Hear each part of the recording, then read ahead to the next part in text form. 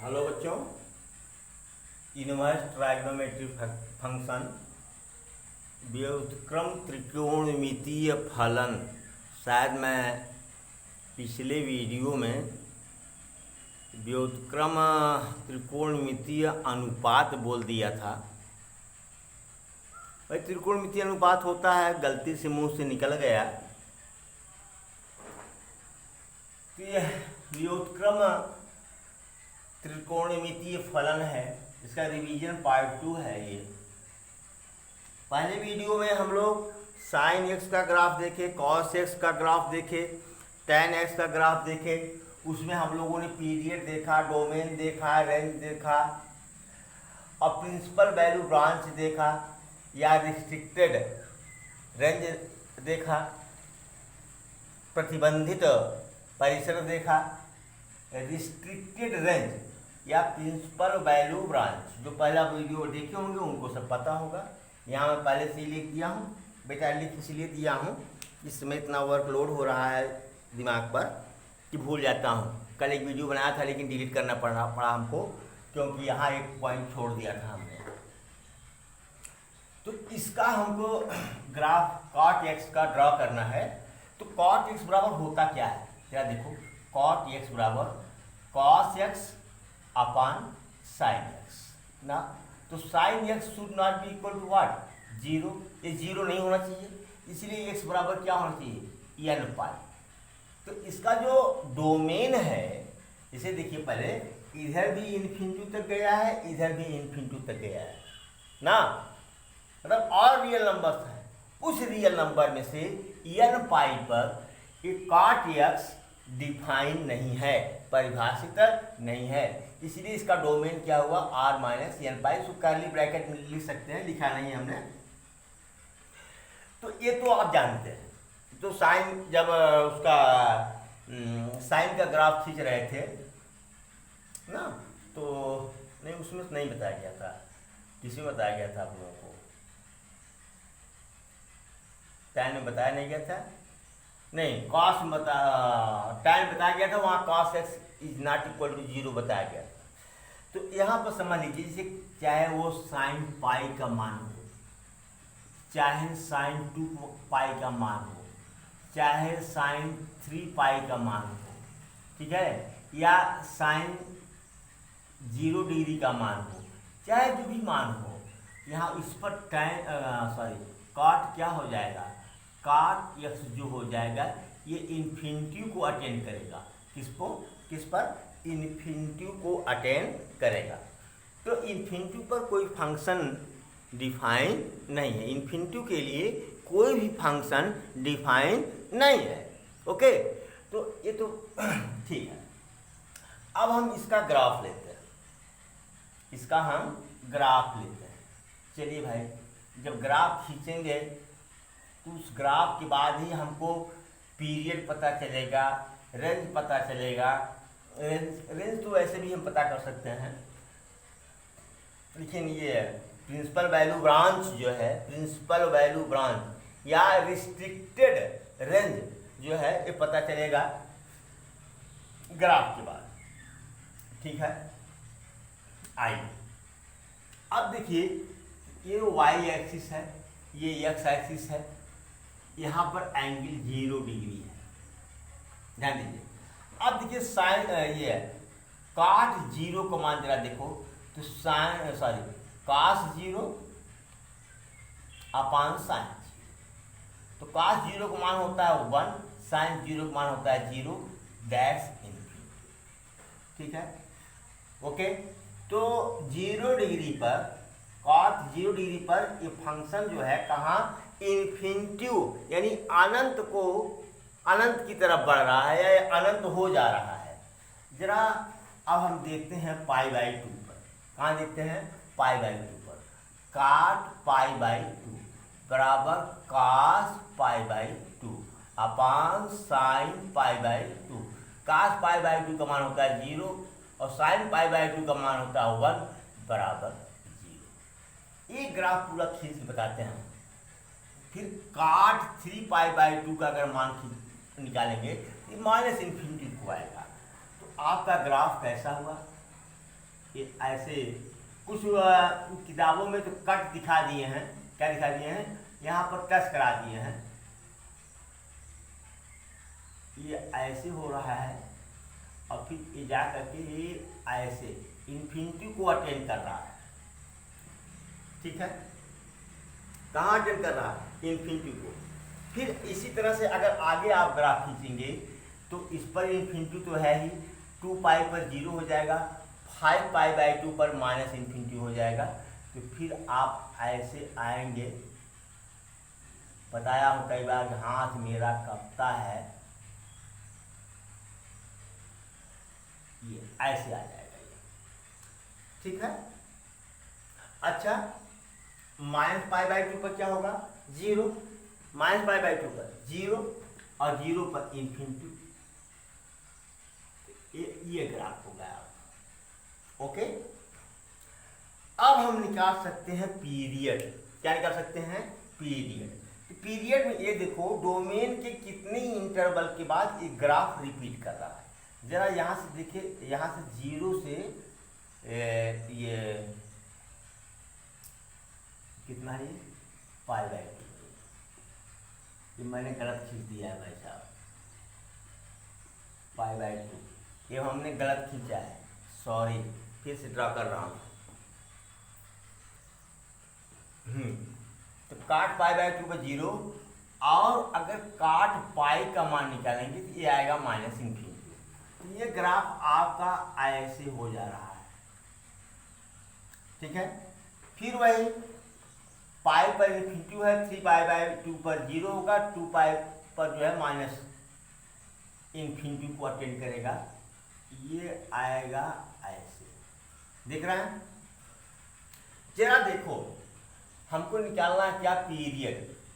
0 से पाई का इंटरवल क्या होगा, पाई ना, और पाई से 2 पाई के बीच का इंटरवल क्या होगा, पाई। तो हर पाई के बाद ये ग्राफ क्या हो रहा है, रिपीट कर रहा है, इसलिए इसका पीरियड क्या हो गया, पाई। अब बात आती है किसकी, रेंज। तो cos x का आपने रेंज निकाला था, सॉरी साइन x का, सॉरी tan x का। तो tan x बराबर था क्या, sine x upon cos x, याद करिए, ठीक है।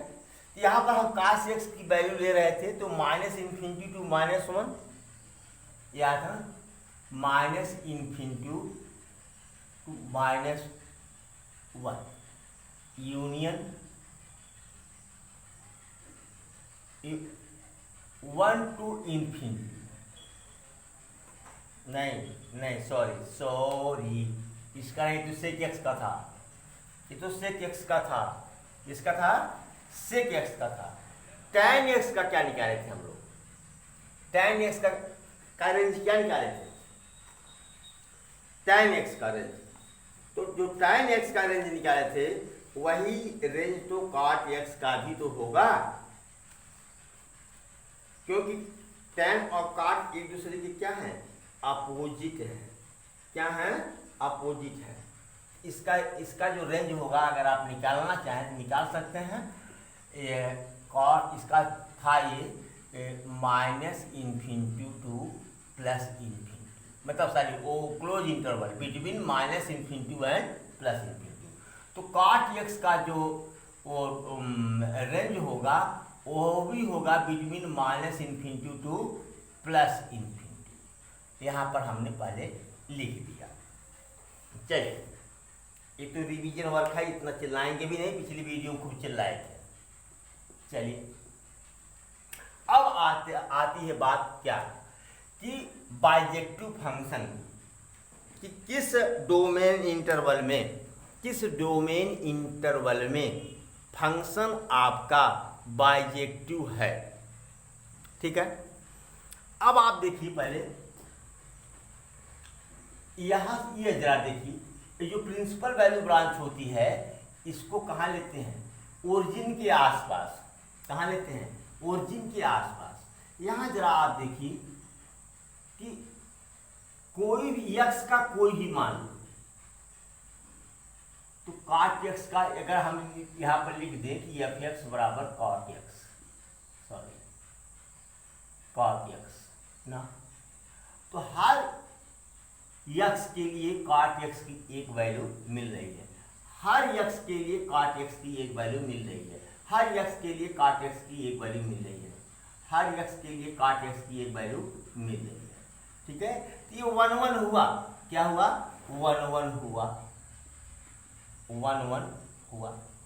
और वैसे भी बताया था कि अगर आप यहाँ से देखें तो ग्राफ स्ट्रिक्टली डिक्रीजिंग है और यहाँ से देखें तो ग्राफ स्ट्रिक्टली इंक्रीजिंग है। जब फंक्शन स्ट्रिक्टली इंक्रीजिंग हो या स्ट्रिक्टली डिक्रीजिंग हो तो वह फंक्शन 1 1 होता है। तो 1 1 तो क्लियर हो गया, ये डिक्रीजिंग फंक्शन है, ऊपर से नीचे दिखने पर इंक्रीजिंग फंक्शन है, ये 1 1 है, ये तो क्लियर हो गया। अच्छा, अब बात ये होती है, प्रश्न ये उठता है, कहीं x के 2 मान के लिए, कहीं x के 2 मान के लिए cot x का एक मान तो नहीं है, x के 2 मान के लिए cot x का 2 मान तो नहीं है। जैसे यहाँ से अगर हम पैरेलल लाइन खींचे, यानी ऊपर खींचे चाहे नीचे खींचे ना, यहाँ तो यहाँ पर जरा देखिए कि ये केवल एक ही पॉइंट मिल रहा है, ये पॉइंट ऑफ इंटरसेक्शन, ये पॉइंट ग्राफ को जहाँ काट रहा है, ठीक है। तो इसका मतलब ये हुआ कि हर cot x के लिए for each cot x, for each cot x, for each cot x there is x belongs to domain. ठीक है, प्रत्येक cot x के लिए एक x डोमेन में मौजूद है। इसका मतलब जैसे एक बात करूं, जैसे यहाँ पर मैं ले लूँ x, यहाँ ले लूँ मैं cot x, हर cot x के लिए एक एलिमेंट यहाँ मौजूद है। cot x का कोई ऐसा मान नहीं बचेगा, cot x का कोई ऐसा मान नहीं बचेगा इस रेंज में, ध्यान दो पहले, डोमेन के इस इंटरवल में, डोमेन के इस इंटरवल में cot x का कोई ऐसा मान नहीं होगा जिसके लिए डोमेन में x मौजूद नहीं होगा। इसलिए यह 1 1 के साथ क्या है, ऑन्टो भी है, इसीलिए पूरा फंक्शन क्या हुआ, बाइजेक्टिव हुआ। बाइजेक्टिव कहाँ से कहाँ तक है, 0 से पाई तक है, तो हमने लिख दिया 0 से पाई। आगे भी बताया था कि ऐसे बहुत सारे डोमेन के इंटरवल मिल जाएंगे, जैसे ये यहाँ देखो, ये भी 0 से पाई ही है भाई, पाई 2 पाई, 2 पाई माइनस पाई, पाई 2 पाई माइनस पाई, इसे इसका एक डोमेन का इंटरवल लो तो 2 pi minus pi, that's what pi ना। हर पाई इंटरवल के बाद क्या हो रहा है, ये क्या हो रहा है, ये ग्राफ रिपीट कर रहा है। ये ग्राफ भी क्या हुआ है, यहाँ से यहाँ तक ये जो फंक्शन आपका है ये क्या है, 1 1 एंड ऑन्टो है। जो बात हमने यहाँ समझाई वही बात यहाँ के लिए है, वही बात यहाँ के लिए। तो इस तरह से बहुत रिस्ट्रिक्टेड रेंज मिल जाएंगे, बहुत से मिल जाएंगे जहाँ पर फंक्शन आपका 1 1 एंड ऑन्टो है, मतलब बाइजेक्टिव है। तो हम किसका लिखे, कितने कौन सा ब्रांच लेंगे, तो हमने कहा कि जो ओरिजिन के आसपास का ब्रांच है उसी को प्रिंसिपल वैल्यू ब्रांच कहते हैं, या उसी को हम रिस्ट्रिक्टेड जोन कहते हैं। तो मतलब आपका जो ये ट्राइगोनोमेट्रिक फंक्शन, अभी इन्वर्स बात छोड़ो, इन्वर्स देखो, आपको बता दे, पिछले वीडियो में भी मैंने कहा था हमको पढ़ना है इन्वर्स ट्राइगोनोमेट्रिक फंक्शन। तो किसी भी फंक्शन का इन्वर्स तभी एग्जिस्ट करेगा जब उसका इन्वर्स अवेलेबल हो, जब उसका इन्वर्स अवेलेबल हो, किसी फंक्शन का इन्वर्स कब एग्जिस्ट करेगा, जब वह फंक्शन बाइजेक्टिव होगा। किसी भी फंक्शन का इन्वर्स कब एग्जिस्ट करेगा, जब उसका क्या, जब वह फंक्शन बाइजेक्टिव होगा। और भी बताए थे वहाँ, यहाँ पर उसकी जरूरत नहीं है। Gof of x is equal to I Y बताए थे, fog of y is equal to what I x, ये भी बताए थे। लेकिन उसके साथ साथ ये जरूर बताए थे कि अगर फंक्शन बाइजेक्टिव है तो उसका इन्वर्स क्या है, एग्जिस्ट करेगा। ओके, इसलिए हमको इन्वर्स ट्राइगोनोमेट्रिक फंक्शन पढ़ना है। इसलिए अभी से हम जान ले रहे हैं, यही जो एडवांस मैंने बताया है कि 0 से पाई के बीच में ये काट एक्स जो है क्या है, बाइजेक्टिव है। और ये क्या करेगा, यह इन्वर्सिबल भी है। ठीक है, काट एक्स पूरा पूरा काट एक्स इन्वर्सिबल नहीं है, पूरा पूरा कॉट एक्स इन्वर्सिबल नहीं है। कुछ एक यही रिस्ट्रिक्टेड जोन में ही, रिस्ट्रिक्टेड रेंज में ही, प्रिंसिपल वैल्यू ब्रांच में ही यह बाइजेक्टिव है। क्योंकि अगर जरा देखो पहले, अगर हम पूरा पूरा एक हॉरिजॉन्टल ग्राफ ले लें तो जैसे यहाँ x1 मान है, यहाँ क्या है x2 मान है, पूरा पूरा ले लो। तो यहाँ पर अगर इसकी वैल्यू जो है मान लो y है तो यहाँ पर क्या होगी y, यहाँ तो मिनिमम हो गया ना भैया, x1 पर भी y और x2 पर भी y, तो मिनिमम हो गया। बाइजेक्टिव क्या होगा, तो पूरा कॉट एक्स या पूरा जो 6 ट्राइगोनोमेट्रिक रेशियोज हैं, ट्राइगोनोमेट्रिक फंक्शंस हैं, ठीक है, वो बाइजेक्टिव नहीं है। कुछ निश्चित रेंज में ही वो बाइजेक्टिव है। ठीक है, तो जितने में बाइजेक्टिव हैं उतने का ही इन्वर्स निकल सकता है, और जिसमें बाइजेक्टिव नहीं है उसका इन्वर्स नहीं निकल सकता। तो आगे हम चर्चा करेंगे। तो मेरे ख्याल से यह बात आपको ठीक से समझ में आ गई होगी, नोट कर लें प्लीज। आइए सीखते हैं graph of sec x. Graph of sec x, तो सेक एक्स बराबर होता है 1/cos x, and cos x should not be equal to 0। तो यानी x cos x किस पर 0 होगा, जब x की वैल्यू 2n+1 π/2 होगी। यानी इसका रेंज क्या हुआ, देखिए यहाँ पर भी डोमेन +∞ तक गया है, राइट साइड में, लेफ्ट साइड में -∞ तक गया है। मतलब पूरे रियल नंबर में से ये माइनस हो जाना है। इसी पर सेक एक्स क्या है, डिफाइंड है। तो डोमेन आपका क्या हो गया, r-2n+1 π/2। ओके, क्योंकि इस पर x बराबर इतने पर सेक एक्स क्या हो जाएगा, आपका सेक एक्स बराबर क्या हो जाएगा, इन्फिनिटी, और इन्फिनिटी डिफाइन नहीं, तो आपका रेंज निकल गया। ओके, चलिए भाई, रेंज आपका निकल गया, सॉरी डोमेन आपका निकल गया। ठीक है, डोमेन आपका निकल गया। अब बात आती है cos x की, सॉरी ग्राफ की। तो अच्छा बताओ कि जो cos x की वैल्यू है ये -1 से +1 तक ही है, -1 से लेकर के +1 तक है। ठीक है, तो सेक x क्या होगा, बोलो, सेक x बराबर 1/cos x। अगर cos x बराबर 1 तो सेक x बराबर 1। अगर cos x बराबर -1 तो सेक x बराबर -1। क्लियर, बोलो भाई।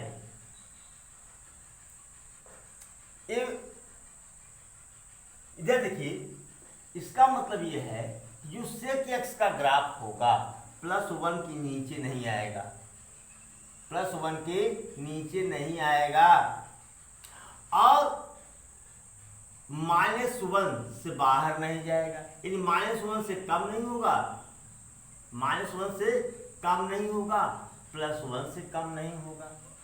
क्लियर सी बात है ये। इसीलिए हमने +1 और -1 पर एक डॉटेड बाउंड्री लाइन हमने खींच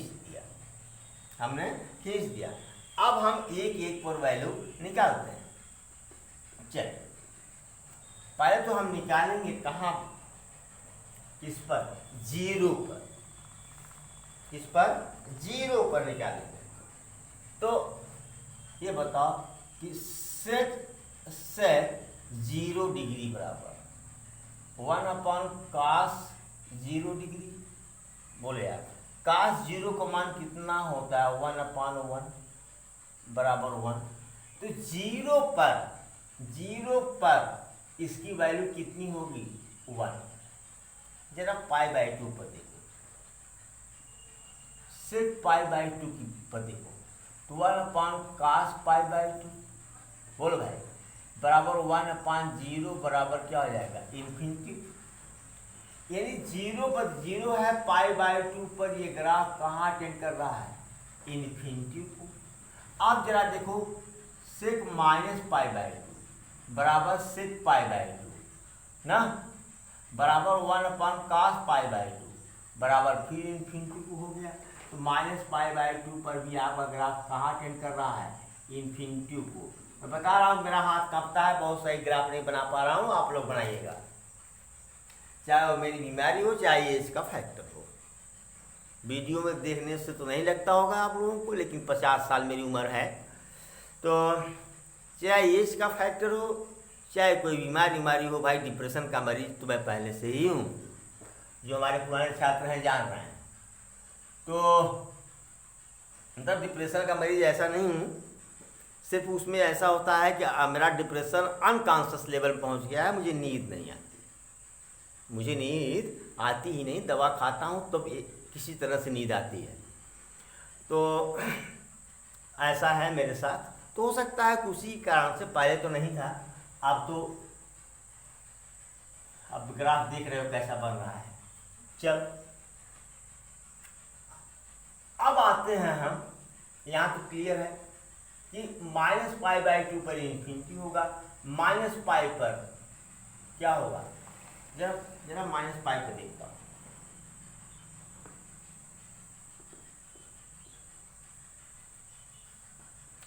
cos सेक -π बराबर सेक π बराबर 1/cos π बराबर 1/cos π प्लस π + 0। बोलो भाई थर्ड क्वाड्रेंट है, थर्ड क्वाड्रेंट में कॉस क्या होता है नेगेटिव होता है, तो बराबर 1/-cos 0। बोले यार बराबर 1/-1 नहीं सॉरी यार, cos 0 का मान कितना होता है, cos पाई की बात कर रहा हूँ ना, तो पाई + 0 कर दिया हमने, तो रिलेशन नहीं चलेगा, तो cos 0 -1 क्या हो गया -1। इसका मतलब कि यहाँ पर पाई क्या है -π/2 पर ये -1 वाला, यहाँ पर ये पॉइंट हमको मिल गया। क्या हो गया, और π/2 पर तो क्लियर है कहाँ इन्फिनिटी को अटेंड करेगा। अच्छा चलो अब हम चेक करते हैं, यहाँ तो क्लियर है ना भैया, यहाँ तक ये, अब ग्राफ तो ऊपर तो जाएगा नहीं, यहाँ तो क्लियर है। अब जरा देखते हैं किस पर, सेक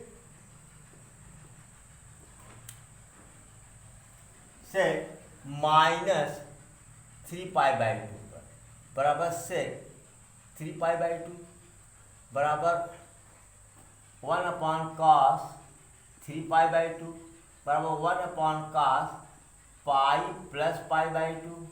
बोले यार हुआ ना, ये किस क्वाड्रेंट में है, थर्ड क्वाड्रेंट में, केवल इसको थीटा मानिए ना, तो थर्ड क्वाड्रेंट में है, बराबर 1/-cos π/2 बराबर क्या हो जाएगा -इन्फिनिटी। ये ग्राफ आपको कैसे आ रहा है, ऐसे आएगा, पता नहीं दिख भी रहा है कि नहीं, इन्फिनिटी को अटेंड करेगा। किसको अटेंड करेगा, इन्फिनिटी को अटेंड करेगा। कुछ किताबों में तो ऐसे दिया है, ऐसे जाकर के टच करा दिया है इन्फिनिटी को, तो इन्फिनिटी को कहाँ टच करेगा, ये ऐसे ही पैरेलल चला जाएगा, ये पैरेलल चला जाएगा। ठीक है चलो भाई जरा पाई पर चेक करता हूँ, कहाँ चेक करता हूँ, पाई पर -π पर चेक किया, तो जो बात -π के लिए होगी वही बात पाई के लिए भी होगी, वही बात किसके लिए होगी, क्योंकि सेक -θ बराबर क्या होता है सेक थीटा। तो जो बात पाई के लिए आई वही बात, जो बात माइनस पाई के लिए आई वही बात क्या होगा, वही बात क्या होगा प्लस पाई के लिए। मतलब सेक आप कैलकुलेट कर सकते हैं, इंटरमीडिएट के छात्र हैं, कि जो सेक पाई है बराबर -1 होगा। क्या होगा -1। क्लियर, -1 तो यहाँ आ गया हमारा, ठीक है। π/2 पे इन्फिनिटी है, जरा 3π/2 को भी क्या है इन्फिनिटी है। इसका मतलब हमारा ग्राफ क्या होगा, ऐसे अटेंड करेगा, करेगा कि नहीं। फिर आगे बढ़ेंगे, फिर मेरा ग्राफ ऐसे अटेंड करेगा, ऐसे खींच सकते हैं हम, खींच सकते हैं कि नहीं। अब इसी लगे हाथ रेंज की बात निकालने, और आप पीरियड पर क्लियर हो जाए। पीरियड कितने इंटरवल के बाद ग्राफ हमारा रिपीट कर रहा है। -π/2, मतलब केवल मॉडुलस लो, इधर π/2 इधर π/2, कितना हुआ पाई। अगर केवल मॉडुलस ले लो, केवल संख्यात्मक मान ले लो, यह दूरी कितनी हुई पाई, यह दूरी कितनी हुई पाई, फिर यह दूरी कितनी हुई पाई। हर पाई के बाद cot x अपना ग्राफ क्या कर रहा है, रिपीट कर रहा है, इसलिए पीरियड कितना हो गया पाई। अच्छा, ठीक है। तो अब हम रेंज की बात करते हैं। किसकी बात करते हैं, रेंज की बात करते हैं। चलिए, अब रेंज के लिए प्रयास किया जाता है। काश x बराबर अगर -1 हो तो sec x बराबर कितना होगा -1। क्लियर है ना। अच्छा बताओ, ये तो 1 पर हो गया। अब हम जरा देखते हैं कि अगर cos x बराबर 0.1 हो। अब cos x की वैल्यू घटा रहे हैं, cos x की वैल्यू घटा रहे हैं, तो sec x की वैल्यू क्या हो जाएगी 10। cos x की वैल्यू घट रही है, tan x की वैल्यू क्या हो रही है, sec x की वैल्यू क्या हो रही है, बढ़ रही है। अगर हम cos x बराबर 0.001 कर दें तो sec x बराबर कितना हो जाएगा बेटा 1000। ध्यान दो, cos x की वैल्यू जब घट रही है तो sec x की वैल्यू क्या हो रही है, बढ़ रही है। अगर हम cos x बराबर क्या ले लें 0.0000001 ले लें, 1 ले लें, जरा देखो तो sec x बराबर क्या होगा। सारी यहाँ पर माइनस लगाते चले जाओ यार, माइनस लगाते चले जाओ, माइनस माइनस। तो 1/1 2 3 4 5 6 7, 1 क्या 1 2 3 4 5 6 7, देख रहे हो ना। ऐसे ही अगर cos x की वैल्यू को हम कम करते चले जाएं तो sec x की वैल्यू बढ़ती हुई, मतलब संख्यात्मक मान इसका बढ़ता हुआ चला जाएगा।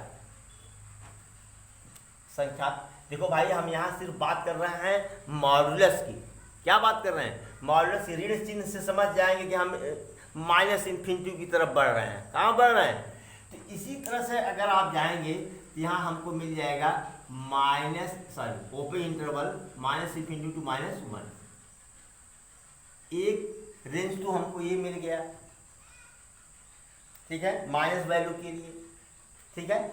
अगर इसी को हम +1 कर दें, ये सब +1 हो जाएगा, +1 plus plus plus plus plus, तब क्या होगा जरा देखो। 1 से शुरू होता है, 1 से शुरू होता है, कहाँ तक जाएगा इन्फिनिटी को, कहाँ तक जाएगा इन्फिनिटी को। अगर इन दोनों को मिला दें तो क्या हो जाएगा यूनियन। तो इसका रेंज क्या हुआ माइनस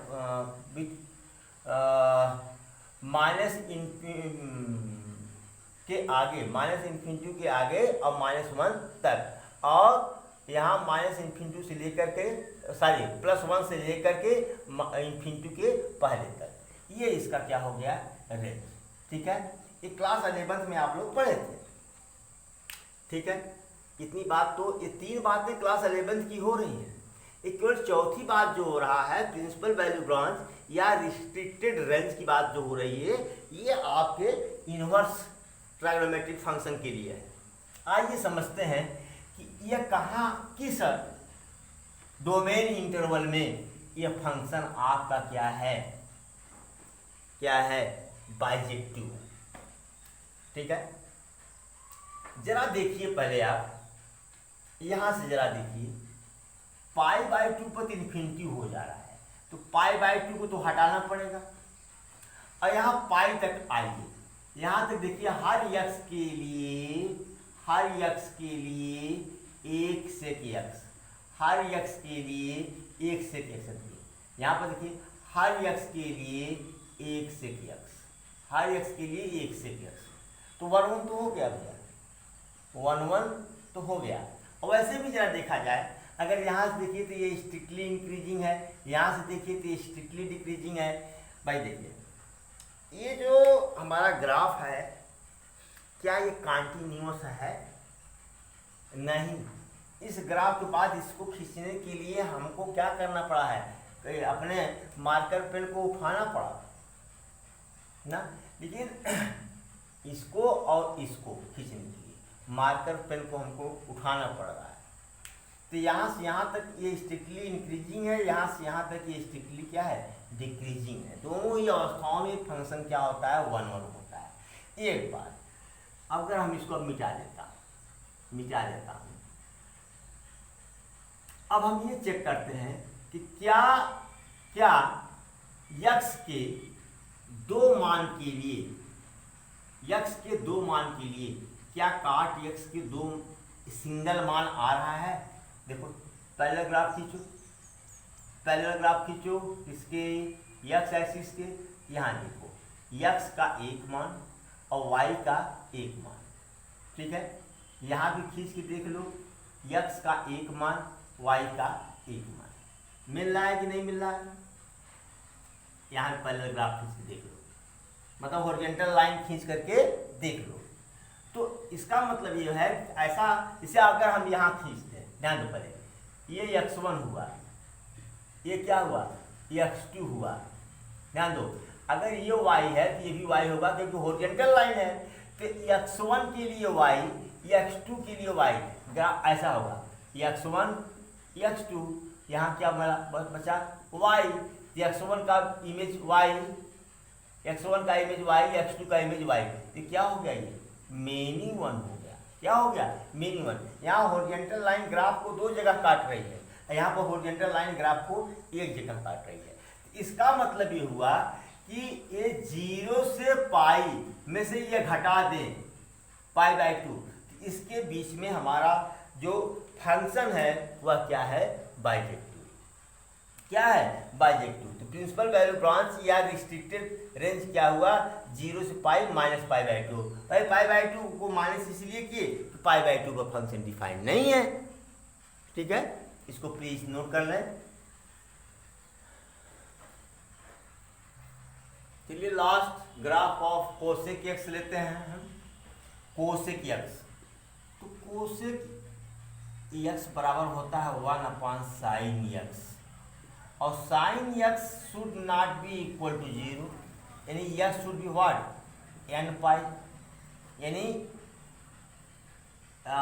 साइन n पाई ले लो, n पाई ले लो, मतलब साइन 0, यहाँ पर n बराबर 0 0 1 2 3 4, चाहे साइन 0 ले लो 0, साइन पाई ले लो 0, साइन 2 पाई ले लो 0, साइन 3 पाई ले लो 0।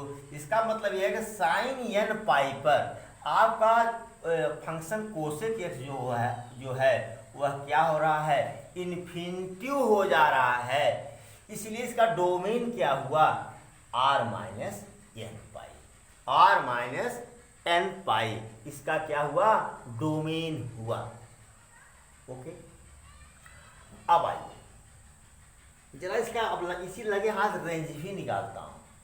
रेंज जैसे हम लोगों ने सेक एक्स का निकाला था, वैसे ही कॉस एक्स का सेम, वैसे ही जहां जहां कॉस था वहां वहां साइन हो जाएगा। अगर आप रेंज निकालेंगे तो ये आपको मिल जाएगा, ये वाला ना, ये वाला आपको रेंज मिल जाएगा। जो सेक एक्स का रेंज था वही कोसेक एक्स का भी रेंज होगा, ठीक है। दो बात क्लियर। अब बात आती है पीरियड की। जब बात पीरियड की आएगी तो ग्राफ खींचना पड़ेगा। अच्छा चलो अब हम जीरो से स्टार्ट करते हैं। कहाँ पर? जीरो से स्टार्ट करते हैं। तो कोसेक जीरो बराबर 1/sin0, 1/0 बराबर इन्फिनिटी। इसका मतलब कि जीरो पर ग्राफ क्या कर रहा है? ये इन्फिनिटी को अटेन कर रहा है। इसको इन्फिनिटी को अटेन कर रहा है। अच्छा जरा कोसेक π/2 को लो तो क्या हो जाएगा? 1/sin π/2। इसका मान एक होता है बराबर 1। π/2 पर मान कितना हो जा रहा है? 1। ठीक है, जरा हम चेक करें पाई पर, कोसेक पाई पर बराबर 1/sin π। इसको लिख सकता हूँ 1/sin π प्लस 0। थर्ड क्वाड्रेंट में है, ये निगेटिव होगा। 1/-sin 0 डिग्री, 1/-0 बराबर इन्फिनिटी। बराबर क्या आ गया? इन्फिनिटी आ गया भैया। तो पाई पर क्या है? इन्फिनिटी। और जीरो पर क्या है? इन्फिनिटी। और काश पर क्या है? इन्फिनिटी। काश पर क्या है? इन्फिनिटी। इस प्रकार से अगर आप आगे बढ़ेंगे तो 3π/2 पर भी इसका मान कितना होगा? -1। और पाई पर इन्फिनिटी, 2π पर इन्फिनिटी। फिर आपका ग्राफ ऐसे हो जाएगा। ठीक है, इधर आइए, इधर। तो यहाँ पर अगर हम देखेंगे, यहाँ पर तो -sin π/2 पर इसका मान क्या होगा? 0, -1 पर इन्फिनिटी, -π पर इन्फिनिटी। इसका ग्राफ भी होगा ऐसे। ठीक है, अब बात आती है कि कितने डोमेन के कितने इंटरवल के बाद यह कोसेक एक्स अपना ग्राफ दोहराता है, रिपीट करता है। तो देखो यहाँ 0 से पाई है। ठीक, मतलब π-0 करो बराबर पाई हुआ। फिर यहाँ देखो पाई टू 2π है। पाई से 2π के बाद फिर ग्राफ दोहरा रहा है, रिपीट कर रहा है। तो 2π - π बराबर पाई। तो पीरियड क्या हो गया है आपका? पाई। अब पीरियड क्लियर हो गया, डोमेन क्लियर हो गया, रेंज क्लियर हो गया। अब प्रिंसिपल वैल्यू ब्रांच क्लियर करना है या रिस्ट्रिक्टेड रेंज करना है, क्लियर करना है, जिसमें हमारा फंक्शन क्या है? बाइजेक्टिव है। किसमें हमारा फंक्शन बाइजेक्टिव है? बाइजेक्टिव होगा तभी इन्वर्सिबल होगा। अगर बाइजेक्टिव नहीं होगा तो इन्वर्सिबल नहीं होगा। और कितने का इन्वर्सिबल पॉसिबल है? जहां तक ये बाइजेक्टिव है, जहां तक बाइजेक्टिव उतने का ही आप इन्वर्स निकाल सकते हैं। और जहां तक बाइजेक्टिव नहीं है वहां तक का आप इन्वर्स निकाल नहीं सकते। जरा देखिए ये कहां से कहां तक है। यहां से आइए जरा, ये -π/2 है। यहाँ से लेकर के +π/2 पर ध्यान दीजिएगा। यहाँ से लेकर के यहाँ तक की बात करिए आप। इसमें 0 को माइनस कर दीजिए। इसमें 0 क्या करिए? माइनस कर दीजिए। फिर वही बात जो पुरानी बात है कि अगर 0 को हटा दें तो हर x के लिए एक कोसेक x मिलेगा। हर x के लिए क्या मिलेगा? एक कोसेक x मिलेगा। और हर कोसेक x के लिए एक x मिलेगा। इसलिए इस यहाँ -π/2 to π/2 -0 में ये फंक्शन क्या है? 1 है, सॉरी बाइजेक्टिव है। यहाँ पर हमने लिख दिया। ठीक है, इसमें घास पास नहीं करना चाह रहे, बहुत बता चुका। यहाँ से लेकर के मतलब कि ये ग्राफ आपका यहाँ से लेकर के यहाँ तक, ये वाला मतलब अगर आप अलग से ग्राफ खींचना चाहें इसका तो ऐसे दिखा सकते हैं आप। क्या यहाँ तो 0 है, ये π/2 है, ये -π/2 है, ये लाइन है। यहाँ पर ग्राफ क्या हो रहा है? 0 से π/2 पर, 0 से π/2 पर ये आ रहा है और ये आ रहा है। देख रहे हैं ना? इतना दूर में फंक्शन मतलब कि इस डोमेन के इंटरवल में हमारा कोसेक एक्स क्या है? बाइजेक्टिव है। क्या है? बाइजेक्टिव है। Thank you so much for watching video. मैं वीडियो छोटा बना रहा हूँ क्योंकि आपके पास समय कम है। इस समय जो महीना चल रहा है, शादी विवाह का महीना चल रहा है, ज़्यादा व्यस्त हैं आप, इसलिए थोड़ा थोड़ा छोटा छोटा वीडियो बना रहा हूँ। नहीं तो 1 घंटे का वीडियो बना देता, 1 घंटा 10 मिनट का, तो कल वाला आवाज़ वाला पूरा हो जाता। ठीक है, thank you so much for watching video.